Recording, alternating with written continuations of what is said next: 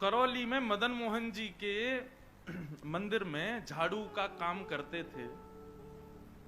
उनका नाम था काले खां। क्या नाम था? काले खां। काले खां बड़े प्रसिद्ध हैं। मैंने उनका चरित्र पढ़ा भी है, श्री काले खां जी का।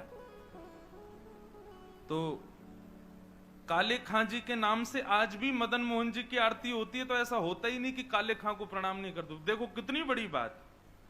हमारे हिंदुओं के इष्ट ठाकुर जी हैं और उनकी आरती होती है, तो आरती में एक विजातीय व्यक्ति का स्मरण किया जाता है, तब आरती संपन्न होती है श्री मदन मोहन लाल जी की। तो काले खां जो थे वो झाड़ू का काम करते थे मंदिर में। अपना घर चलाने के लिए उन्होंने ये कार्य स्वीकार किया। परंतु देखो यहां बहुत सारी बातें इसी कथा में सिद्ध हो जाएंगी। ठाकुर जी के प्रति प्रेम होने के लिए हमको हिंदू धर्म में होना, एक भक्त कुल में जन्म लेना, या हमारा एनवायरमेंट भक्ति युक्त होना जरूरी हो, ऐसा नहीं है।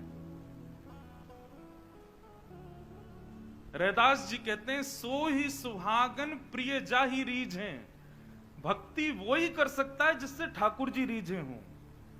इसलिए अपने लिए ताली बजा लेना कि हम लोग कथा सुन रहे हैं, तो इसका मतलब ठाकुर जी हमसे रीझे हैं। आप अपनी इच्छा से सुन ही नहीं सकते। मैं अपनी इच्छा से सुना ही नहीं सकता। यदि मैं बिहारी जी जा रहा हूं, मैं कथा में आ रहा हूं, मैं वृंदावन जा रहा हूं, तो इसका मतलब यह बात निश्चित है कि ठाकुर जी मुझसे प्रीति करते हैं, इसीलिए संभव है। वो नाराज हो जाएं तो हमारी मजाल क्या जो हम अपने बिस्तर से उठ के और कहीं नहा धो करके बिहारी जी भी चले जाएं? नहीं जा सकते। वो अपनी महफिल में हमको दाखिल कर लेते हैं, अपनी आंखों के आगे हमको खड़ा कर लेते हैं, इसका मतलब वो भी हमको देखना चाहते हैं, इसीलिए। तो काले खां एक विजातीय व्यक्ति, हिंदू भी नहीं था, केवल अपने घर को चलाने के लिए झाड़ू का काम करता था मंदिर के पास। इसी बहाने उसको कभी कभी मदन मोहन जी दिख जाते थे। अब देखते देखते, झाड़ू लगाते लगाते, अब उसकी आदत में आ गया कि अब वो बिना श्याम सुंदर को देखे रह नहीं पाता। रोज मंदिर में जाता, झाड़ू लगाता और पीछे सीढ़ियों पे ही खड़ा हो जाता। अंदर तो जाने की उसको अनुमति नहीं थी। तो वहीं से भीड़ जब इधर उधर होती थी तो बीच में से थोड़ी सी झांकी श्री मदन मोहन जी की उसको दिख जाती थी। मानो उसको ऐसा लगता था उसका हृदय परम शीतल हो गया हो, परम आनंदित हो गया हो। धीरे धीरे भक्ति प्रस्फुटित होने लगी हृदय में। अब तो ये स्थिति हो गई कि मंगला में पहुंच जाता और शयन करा के ही घर आता था वापस। और इससे परिणाम ये हुआ कि पत्नी जो थी काले खां की, वो बड़ी बरसती थी। परिवार के लोग उसको काफिर बोलते थे। बोले बताओ, जन्मा हमारे कुल में, कभी खुदा को तो याद करता नहीं, वहां पत्थर पूजने चला जाता है, इस प्रकार की बातें बोलते। लेकिन उसको किसी से कोई फर्क नहीं पड़ता। वो तो और आनंदित हो गया जब उसकी पत्नी उसके बिल्कुल विपरीत होती चली गई, तो वो तो और खुश हो गया। बोले बढ़िया है, जो बीच में दोपहर में भोजन करने घर जाता था, अब उसका भी मन नहीं करता मेरा। क्यों? चिक चिक करेगी, लड़ेगी मुझसे, इससे बढ़िया मंदिर में पड़े रहो। अच्छा एक बात कहें, मैं अपनी कथा में कहा करता हूं, हमारे संबंधी यदि अनुकूल हों तो ये बिहारी जी की कृपा, लेकिन हमारे संबंधी यदि प्रतिकूल हों तो ये समझो बिहारी जी की डबल कृपा है। कथा में 3 प्रकार के लोग आते हैं। पहले इच्छुक, दूसरे आमंत्रित, जिनको निमंत्रण आमंत्रण भेजा गया है, और तीसरे जो घर परिवार और संसार से दुखी हैं। 3 प्रकार के लोग कथा में आते हैं। यहाँ हो सकता है एक आध लोग ऐसे बैठे हो कि घर जाएंगे तो क्या, कुछ नहीं, सब लड़ेंगे झगड़ेंगे, पीछे पड़े रहे, इससे बड़े कथा में ही बैठे रहो। तो मंदिर कथाओं में जाने वाले 3 प्रकार के लोग होते हैं, इच्छुक, भक्त, आमंत्रित और दुखी, दुखियारे बेचारे। तो काले खां को तो और अच्छा लगता, पत्नी बेचारी ऐसी विमुख हो गई कि अब तो वो पूरा दिन ही मंदिर में ही निकालता। लेकिन काले खां की व्यवहार धर्म में एक पीड़ा थी कि उनको कोई संतान नहीं थी। घर परिवार के लोग सब उसको बहुत डांटते थे। बोले अरे तू खुदा को भजा कर, वो तुझको संतान देंगे, वो तेरे को बेटा देंगे, तू किसको भजने चला जाता है, खुदा को पुकारता ही नहीं है, इसीलिए तो तेरे बालक नहीं हो रहा। अब तो रोज की इतनी चिकचिक हो गई कि काले खां एक दिन मंदिर गया, मदन मोहन जी का श्रृंगार दर्शन कर रहा था, दूर खड़े खड़े बोले हे मदन मोहन लाल जी, मुझे पुत्र की कामना नहीं है, मुझे संतान की कामना नहीं है, पर आपकी भक्ति करने में, आपसे प्रेम करने में बाधा बनती है मेरे परिवार के लोगों की बातें, और वो बातें तभी खत्म होंगी जब मेरे घर एक पुत्र हो जाए। हे नाथ, मुझे पुत्र की कामना नहीं, मेरी कामना तो ये कि सब चुप हो जाएं और मैं आपकी भक्ति करता रहूं, इसके लिए आप मुझे एक पुत्र दे दो। देखो कितने बढ़िया ढंग से ठाकुर जी से पुत्र मांगा, और कृपा ऐसी हुई कि कहां परिवार के लोगों ने जब ज्यादा बोलना प्रारंभ किया तभी खबर आई कि काले खां की पत्नी जो है वो गर्भवती। पहले तो आधे लोगों के मुंह बंद हो गए। काले खां भी सबको बोल देते, बोले तुम लोग कहते हो खुदा को भजो तभी बालक होगा, दो मेरे मदन मोहन लाल जी ने भेज दी संतान, अब देखना होगी। फिर ये हुई कि अब बेटी हुई तो समझेंगे कि इसके ठाकुर जी ने दी, बेटा हुआ तो समझेंगे हमारे खुदा ने दिया। बोले ऐसा नहीं, ये तो हमारे ठाकुर जी कृपा करेंगे, उन्हीं की कृपा से ही हो रहा है। और काले खां के यहां पर एक पुत्र ने जन्म लिया। जन्म लेते ही महाराज काले खां बड़ा खुश, इसलिए नहीं कि पुत्र हुआ, इसलिए कि अब सबके मुंह बंद हो गए, अब मुझसे कोई कुछ नहीं कहेगा, अब मैं निरंतर मदन मोहन लाल जी का खूब दर्शन किया करूंगा। लेकिन हमारे ठाकुर जी सीधी सीधी जीवन जिए कोई, इससे ठाकुर जी को आनंद नहीं आता।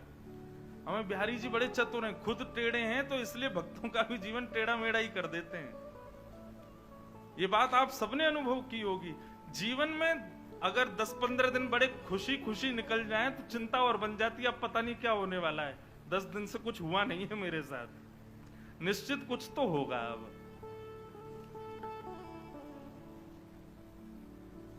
काले खां का पुत्र 8 वर्ष का हो गया, सब आनंदित था, काले खां बड़ा प्रसन्न।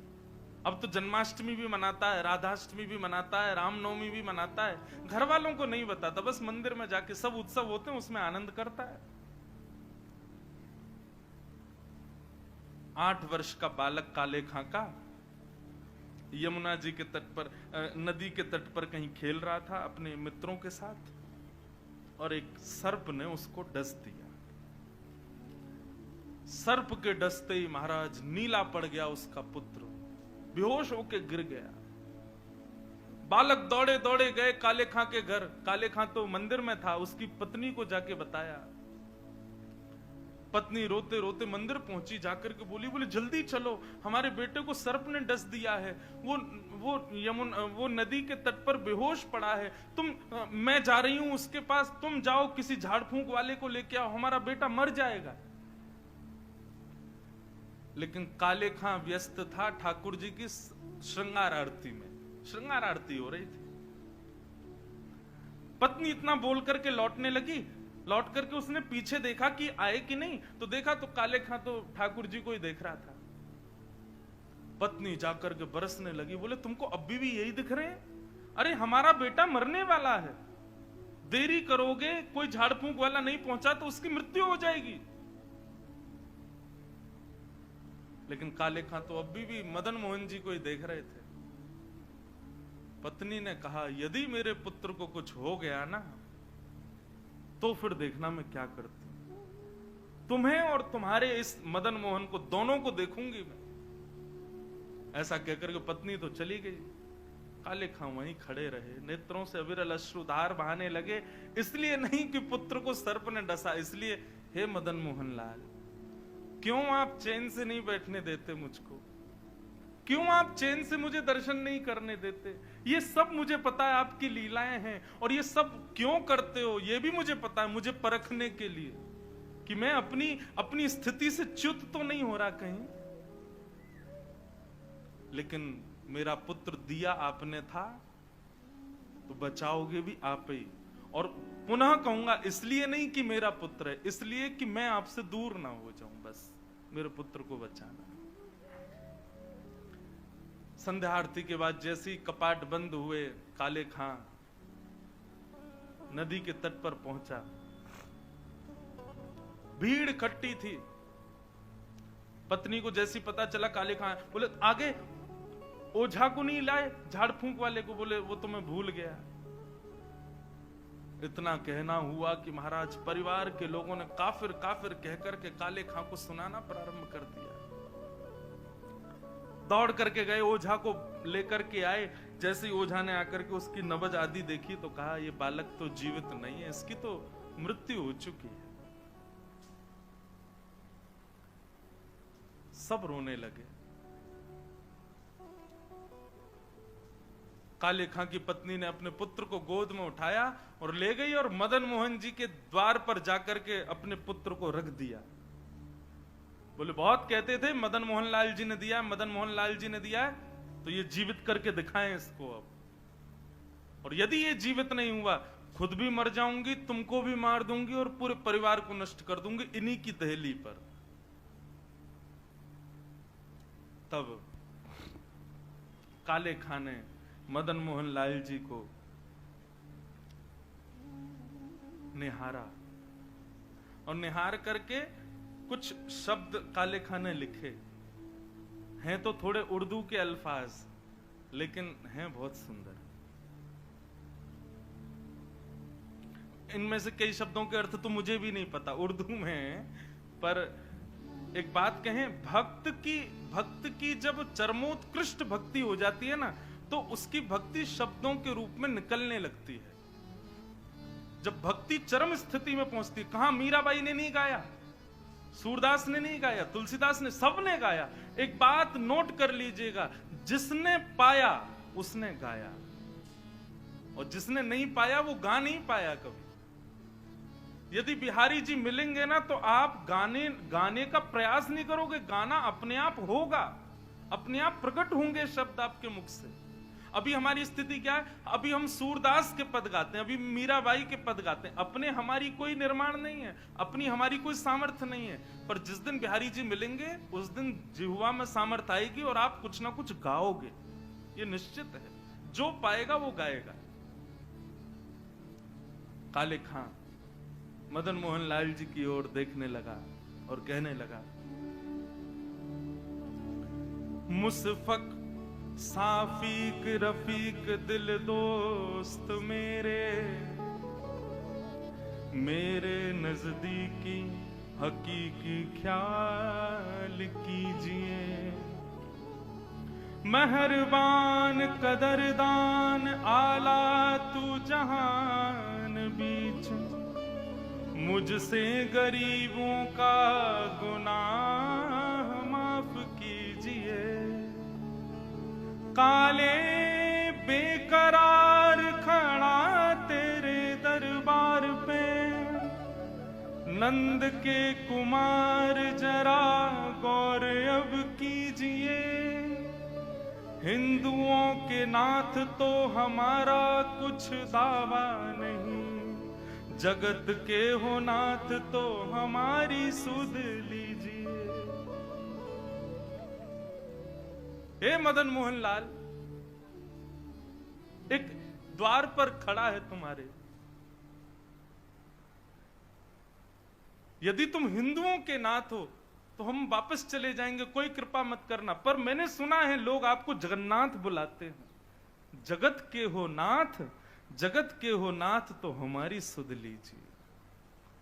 बस ये बात कहनी हुई, नेत्रों से अविरल अश्रुधार बहने लगे काले खां के, और देखते ही देखते जैसे अश्रुधार का एक बिंदु नीचे पड़े हुए काला पड़ गया था पुत्र विष के कारण, जैसे एक बिंदु जाकर के उस पुत्र के मुखमंडल पर पड़ी, पड़ते ही उसका जो काला वर्ण हो चुका था वो श्वेत होने लगा, और धीरे धीरे पुत्र ने आंख खोलनी प्रारंभ करी, उठ करके बैठ गया, देखने लगा, जल पी करके बोला, अब्बा अम्मी, जो उसके माता पिता थे उनको उन्हीं शब्द में पुकारा। बोले कि वो कहाँ गया? बोले कौन? अरे अभी जो यहाँ खड़ा था, मेरे समान छोटा सा बालक था, मेरे जैसा ही सांवला उसका वर्ण था, मोर मुकुट पहनी थी, बहुत सुंदर उसकी मुस्कान, उसके ऐसे सुंदर नेत्र थे, वो मेरा सखा है, वो मेरे गले में गलवैया डाल करके खड़ा था, कहाँ गया वो? और ये भाव देखते ही वहां खड़े जितने लोग थे सबने मदन मोहन लाल जी को दंडवत प्रणाम किया। सब समझ गए, बोले किसने की है कृपा हमको पता है। तब से लेके आज तक श्री मदन मोहन लाल जी की आरती होती है तो आरती होते ही वहां का एक आरती पूर्ण होते ही एक पंक्ति गाई जाती है। कारे के बेटा को जब कारे ने खाया, कारे के बेटा को जब काले ने खाया, कारे की कविता सुन बेटा जिवायो है। काले खां के बेटा को जब काले नाग ने खाया तब काले खां की कविता सुन करके उसके बेटा को जिवाने वाले बोल मदन मोहन लाल की जय। ऐसे श्री मदन मोहन लाल जी, ऐसे हमारे श्री वृंदावन बिहारी लाल, भरतपुर बिहारी लाल। तो ये कथा क्यों सुनाई?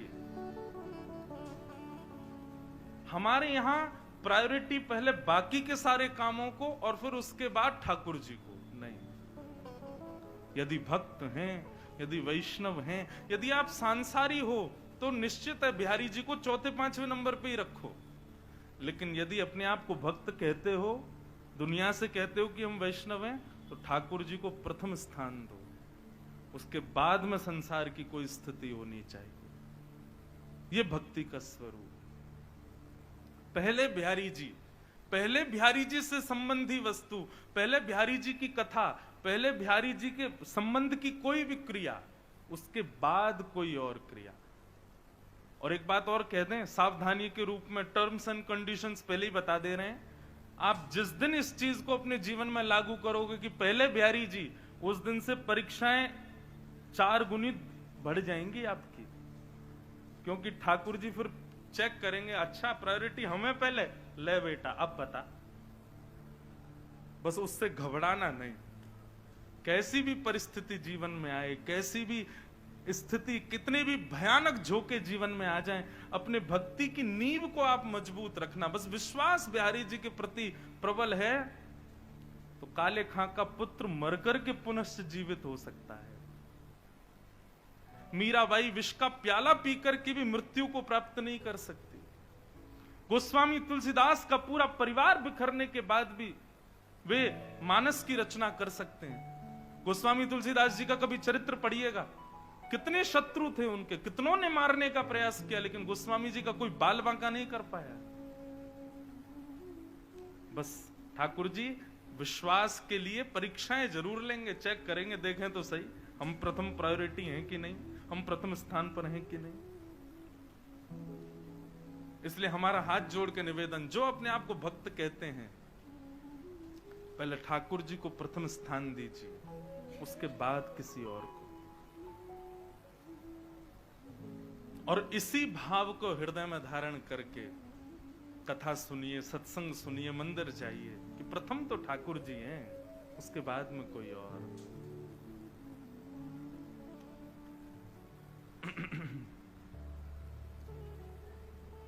बोलो वृंदावन बिहारी लाल की जय।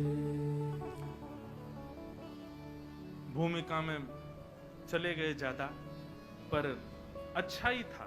जो भी भाव निर्मित हो श्री बिहारी जी की कृपा से ही होता है। तो हम ये विषय क्यों लेकर के प्रारंभ किया था? ये विषय प्रारंभ किया था स्मृति शब्द से, कि वो 5 वर्ष पुरानी जो स्मृति है ना, उसी स्मृति का कल हम फोन कर दें कि भैया सुनो, आज ना कथा आप ही लोग कर लो, हम थोड़े थक रहे हैं, हम नहीं आ रहे। तो ऐसा हो सकता है? भरतपुर के अखबार में छप जाएगा, हमारा जयपुर तक, वृंदावन तक हल्ले हो जाएंगे। इंद्रेश जी ने भरतपुर में कथा की और तीसरे दिन फोन करके कहा हम थक गए, हम नहीं आ रहे। हम कर ही नहीं सकते, हमको आना ही पड़ेगा, चाहे सर दर्द हो चाहे पेट दर्द हो। मतलब बाकी के लोग तो समय निकालने के लिए सोचते हैं ठाकुर जी के लिए, हमारा तो कान ही बिहारी जी ने पकड़ा, बोले नहीं बैठना ही पड़ेगा तुझे, तो करनी ही पड़ेगी। घर में चाहे किसी का ब्याह हो, घर में चाहे कुछ भी हो, हमको कथा करने जाना ही पड़ता है।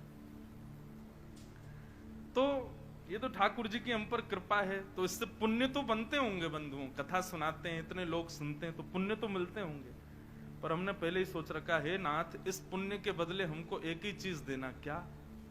हम वैकुंठ आएंगे ये तो हमको पता है, ये तो निश्चित हम जान चुके हैं, वैकुंठ से नीचे तो हमको मिलने वाला नहीं है। लेकिन हम वैकुंठ में आकर के भी कथा करें और शंख चक्र गदा पद्मधारी हमारे बिहारी जी के ही पूर्ण अवतार श्री नारायण को सामने बैठा करके कथा सुनावें, वहां भी कथा करें। लेकिन हम अकेले नहीं जाएंगे वैकुंठ। जिस जिस शहर में जितनी कथाएं करेंगे और जहां जहां के जितने जितने लोग कथा सुनेंगे वे सब भी हमारे संगे ही जाएंगे वहां। तो इसीलिए हमने अपनी व्यासपीठ का नाम भक्ति पथ रखा।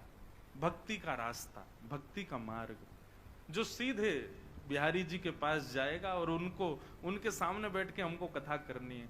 तो उसमें कुछ शहर हैं जहां भक्ति पथ परिवार अपनी गतिविधियों से, अपने सत्संग से, अपने क्रियाओं से इस भाव को, इस संकल्प को सार्थक कर रहे हैं। उसमें यदि ऐसा कह दूं तो कोई अतिशयोक्ति नहीं, पहले नंबर पे भरतपुर ही है। तो निश्चित है भरतपुर के आप सब लोग हमारे साथ वैकुंठ की यात्रा में, आप सबकी टिकट कट चुकी है, नहीं मन होगा तो भी चलना पड़ेगा, सब चलोगे हमारे साथ। और वहां 7 दिन के लिए जाएंगे बस हम लोग। 7 दिन कथा सुनाएंगे ठाकुर जी को, और ठाकुर जी कहेंगे वाह भैया बड़ी बढ़िया कथा सुनाई, अब दक्षिणा मांगो। तब दक्षिणा मांगेंगे, एहो विधिना तो पे अचरा पसार मांगू, जन्म जन्म दीजो या ही ब्रज बसिवो। अब हमको दोबारा ब्रज में ही भेज दो आप। तो 7 दिन रहेंगे वैकुंठ में, फिर दोबारा आ जाएंगे वृंदावन में, फिर से यहाँ पर खूब कथाएं आदि करके फिर जाएंगे, फिर आ जाएंगे। तो यही संकल्प है, इसीलिए इसका नाम भक्ति पथ है। आप सब पथिकों को बहुत बहुत शुभकामनाएं कि आप सब इस पथ के पथिक हो। खूब आनंद से हम लोग ठाकुर जी की प्राप्ति करेंगे। निश्चित है मिलेंगे ही मिलेंगे बिहारी जी, इससे नीचे काम बनने वाला हमारा है नहीं। बिहारी जी सत्य स्वरूप हैं, आप सब अनुभव करोगे। आप संसार में किसी से कितना भी प्रेम कर लो, लेकिन फिर भी अपने कुछ ना कुछ बातों को मन में छुपाओगे, उससे भी नहीं बोल सकते। लेकिन बिहारी जी ऐसे, उनके सामने जाते ही छुपाना नहीं पड़ता, सब अपने आप प्रकट हो जाता है। जो हम किसी को नहीं बता पा रहे, बिहारी जी के सामने जाते ही वो अपने आप प्रकट हो जाता है। चाहे वो हमारी दुख के हों, चाहे वो हमारे सुख के हों, चाहे वो हमारे द्वारा किए गए पाप हों, चाहे वो हमारी पीड़ाएं हों, बिहारी जी के सन्मुख आते ही सब अपने आप प्रकट हो जाती हैं। इसलिए वो सत्य है। संसार में कई लोगों से हमारे ऐसे संबंध होते हैं कि उससे हम अपने सारी हृदय की बात कह देते हैं। वो हमारे सगे भाई बहन भी हो सकते हैं, या चाचा ताऊ के बच्चे भी हो सकते हैं, हमारे पड़ोसी भी हो सकते हैं, हमारे मित्र भी हो सकते हैं। परंतु बंधुओं, ठाकुर जी ऐसे हैं कि उनसे आप वह भी बोल सकते हो जो आप किसी से नहीं बोलते। और बोल सकते हो नहीं, बोलते ही हो। व्यक्ति पाप कर ले सबसे छुपा लेगा, लेकिन ठाकुर जी से नहीं छुपा पाता। चोर भी यदि कभी मंदिर में जाता है ना, तो बिहारी जी से कहता होगा, हे बिहारी जी, आगे वाली की चैन काट रहा हूं मैं, क्षमा कर देना। आज भी हमने सुना कि कथा में 2-3 माताओं के कुछ चैन वैन कट गई, इसलिए भैया यहां तो भक्ति का गहना पहन के आओ, उसको कोई चोरी कर ही नहीं पाएगा। सांसारिक गहने घर ही छोड़ के आई हूं, क्योंकि यहां पर भी बहुत सारे लोग बिहारी जी से प्रार्थना इसीलिए करके आ रहे होंगे कि हे बिहारी जी कृपा करना वो महंगी वाली चेन पहन के आवे ताकि हम काट सकें। बिहारी जी बेचारे सबके हैं, कहो तो उसकी सुन लें। इसलिए आप लोग अपनी चतुराई से आओ, थोड़ा सावधानी रखो इस बात में भी। तो भगवान सत्य हैं, उनके सामने सबका सत्य प्रकट हो जाता है। इस बात का प्रमाण देती है महाभारत की एक कथा। कौरवों के पिताजी का नाम क्या है? धृतराष्ट्र। धृतराष्ट्र का एक श्लोक है महाभारत में, वो वहां कहते हैं, जानामि धर्मं न च मे प्रवृत्ति, जानाम्य धर्मं न च मे निवृत्ति। धृतराष्ट्र कहते हैं, मैं जानता हूं कि धर्म क्या है, लेकिन जानते हुए भी पता नहीं क्यों मेरा मन ही नहीं होता करने का। और मैं ये भी जानता हूं कि मैं और मेरे पुत्र जो कर रहे हैं ये अधर्म है, लेकिन ये जानते हुए भी पता नहीं क्यों मैं ना तो उनको रोक पा रहा हूं ना खुद रोक पा रहा हूं।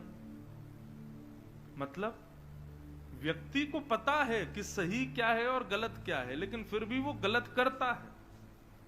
ऐसा हो ही नहीं सकता कि उसको पता नहीं था कि ये गलत है। सबको पता होता है कि हम गलत कर रहे हैं, हम अपराध कर रहे हैं, हम पाप कर रहे हैं, सबको पता होता है ये, लेकिन फिर भी हम करते हैं। तो अपराध करते हैं जानते हुए भी कि ये अपराध है, जानते हुए भी हम कर देते हैं। क्यों? हम 2 मिनट के लिए ऐसा विचार कर लेते, ठाकुर जी क्षमा करना, क्या करें, मजबूरी है, करना पड़ेगा। तो हमें यह बात तो पता है कि ठाकुर जी को पता है कि हमने ऐसा किया है, हमसे ऐसी वस्तु हो गई है, हमसे ऐसी क्रिया हो गई है। ठाकुर जी सत्य हैं, उनको सब पता है, उनसे कुछ छुपा नहीं है, सत्य। भगवान का दूसरा स्वरूप है चैतन्य। बंधुओं, ठाकुर जी को कभी भी जड़ मत समझना। ये एक भक्ति में अपराध है कि ठाकुर जी को हम जड़ समझें। ये तो मूर्ति है, कुछ भी पहना दो, कुछ भी खिला दो, कैसे भी रख लो, नहीं, वो चैतन्य है, साक्षात चैतन्य है। उनके प्रति चैतन्य का भाव रखना ही पड़ेगा, तभी आपकी भक्ति आगे को अग्रसित होगी। आप केवल ये भाव रखोगे ये तो मूर्ति है बस, आप भक्ति में कभी उस वस्तु, उस श्रेणी से कभी आगे नहीं बढ़ पाओगे। उनके प्रति चैतन्य भाव रखना ही पड़ेगा। हमारे वृंदावन के राधा रमन लाल जी का कभी दर्शन करो आकर के, आपको अनुभव होगा। जिस दिन राधा रमन लाल जी बड़े प्रसन्न होते हैं, अपनी पोशाक से, अपनी सेवा से या किसी भी भाव से प्रसन्न होते हैं, तो उस दिन उनके 3-4 दतुइयां दिखाई देती हैं। कोई गौर से अगर देखे दूरबीन से या फिर फोटो खींच ले, और यदि अभी जैसे गर्मियों के समय में शाम को लगभग हर मंदिर के ठाकुर जी बाहर आ जाते हैं, बाहर आकर के सबको दर्शन देते हैं। आप कभी गौर से देखना, राधा रमन लाल जी जिस दिन बड़े प्रसन्न होते हैं ना, उस दिन उनके दांत दिखाई देते हैं, 3-4 दांत दिखते हैं। क्यों? क्योंकि वो जड़ नहीं है, वो चैतन्य है। उनको जड़ समझने की भूल भी मत कीजिएगा। हमारे श्री गोवर्धन नाथ, ऐसे ठाकुर जी तो पूरे विश्व में ही नहीं है। क्यों? सारे मंदिरों में अपरस का भाव है, किसी को भी प्रवेश नहीं कर सकता कोई, लेकिन एकमात्र हमारे गोवर्धन नाथ जी ऐसे, यहां कोई भी चले जाओ, सबको अधिकार है, सब अंदर चले जाओ, सब गिरिराज जी को गले लगा लो। अच्छा देखो, एक बात और बताएं, ब्रजवासियों को अधिकार है कि जब श्री गोवर्धन जाएं तो किसी गोवर्धन शिला का भले ही अभिषेक ना करें, भले ही इत्र ना लगाएं, भले ही भोग ना लगाएं, लेकिन गले से जरूर लगा के आया करो, क्योंकि ये संबंध हमारा ठाकुर जी ने बनवाया था गिरिराज जी के साथ।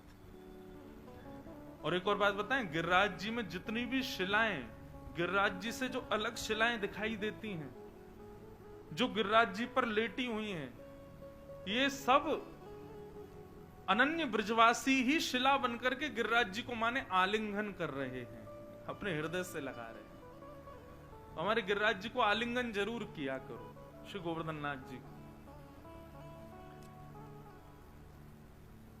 तो भगवान चैतन्य है, वो जड़ नहीं है, जड़ कभी नहीं मानना उनको। आप जिस दिन ये भाव रखोगे कि ये जड़ हैं, आपसे उसी दिन से अपराध बनने प्रारंभ हो जाएंगे। सेवा में अपराध, भोग में अपराध, भक्ति में अपराध, उसी दिन से अपराध बनने लग जाएंगे। इसलिए आप उनको चैतन्य समझो। चैतन्य समझोगे, चैतन्य मानोगे। अच्छा, चैतन्य मानने का मतलब एक और सुन लीजिए, इसका मतलब ये भी नहीं कि आप ठाकुर जी को सब जगह संगी लेके चलो, डलिया में कहीं भी ले जा रहे हैं, कहीं का समय, इस समय ठाकुर जी गौचारण में ही होते हैं, अपने ग्वाल बालों के संग होते हैं। इसी भाव से हम कथा में आते हैं कि ठाकुर जी तो गैया चरावे गए, हम कथा करे चले जाए, शाम को जब जाएंगे तब तक ठाकुर जी आ जाएंगे। ये भाव बंधुओं कब प्रकट होंगे? जब आप अपने ठाकुर जी को जड़ ना समझ के चैतन्य समझो। जैसे हमें सर्दी लगती है, हमें गर्मी लगती है, हमें भूख लगती है, हमें प्यास लगती है, ऐसे ही ठाकुर जी हैं, वो जड़ नहीं है। व्यक्ति के कमरों में एसी लगे हैं, ठाकुर जी के कमरे में पंखा लगा है, वो भी जोर जोर से आवाज कर रहा है, चर्र चर्र चर्र, धीरे धीरे चलता है। क्यों? ठाकुर जी के लिए भी एसी लगाओ, वो जड़ नहीं है, वो चैतन्य है। ठाकुर जी के लिए भी उतनी व्यवस्थाएं रखो जितनी व्यवस्थाएं आपके लिए हैं। और ये सब भाव बंधुओं कब प्रकट होंगे? जब भगवान को आप जड़ नहीं समझो, चैतन्य समझो। बुरा नहीं मानिएगा, कान पकड़ के क्षमा है सब लोगों से। अपने कमरों का कद देखिए और ठाकुर जी के मंदिर का कद देखो, छोटा ही होता है हर घर में। हमारे घर आना, हमारे लाल जी का कमरा देखना, सारी फैसिलिटी है हमारे ठाकुर जी की। ऐसा नहीं कि उनको जरूरत है, ऐसा इसलिए क्योंकि हमें पता है वो चैतन्य है, वो जड़ नहीं है, उनको चैतन्य भाव है। पता चली महाराज 7 दिन में ऐसे हो गए आप लोग, कईयों ने तो घरों में कंस्ट्रक्शन करवा दिए। बोले कमरा खोलो महाराज, बड़े करो, भगवान के कक्ष बड़े बड़े बनाओ। हमारा निवेदन केवल इतना है, जितना संभव हो सके उतना भाव रखो, लेकिन रखो चैतन्य वाला, कि ये चैतन्य है। गर्मी, सर्दी, भूख, प्यास, सोना, उठना, ये सब भाव ये तभी प्रकट होंगे जब ठाकुर जी को चैतन्य मानोगे। तो भगवान का दूसरा स्वरूप क्या है? चैतन्य। पहला सत्य, दूसरा चित्त यानी चैतन्य, और तीसरा आनंद। जब आप सत उस परमात्मा को चैतन्य मानने लग जाओगे तो भक्ति में आनंद आने लग जाएगा।